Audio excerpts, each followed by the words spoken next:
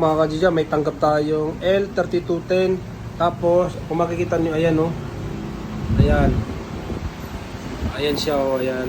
Tapos ang lumalabas sa halimbawa laptop nyo or computer, desktop, ganito yung lumalabas. Ayan. Tapos yun, tingnan natin yung printout niya, ayan, tumigil siya sa gitna. Ayan. Tapos siyempre may idea na tayo sa ganito, kaya yun, ipapakita lang namin sa inyo dito sa video kung anong dahilan. Kaya ang pinakadahilan nito, yung pinaka-flex niya, yung 4-pin, yung maliit, ayan o, pupina siya. Ayan, minsan naman nagkakaroon niya ng halimbawa may punit or may natupi sa gitna, sa taas, sa baba, yan. Kaya i-check nyo yan. Kapag kaganyan lagi yung printer nyo, paper jam, tumitigil sa gitna. Minsan naman humahampas ng malakas yan, yung printer head niya humahampas ng malakas.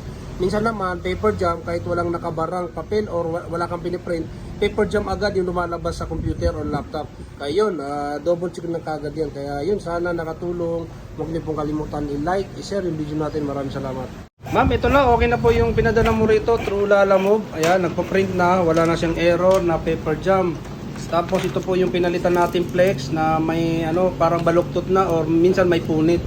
Ayan, kaya yan, pwede na pong pick upin, ipalalamove ulit. Kaya yun, maraming salamat po.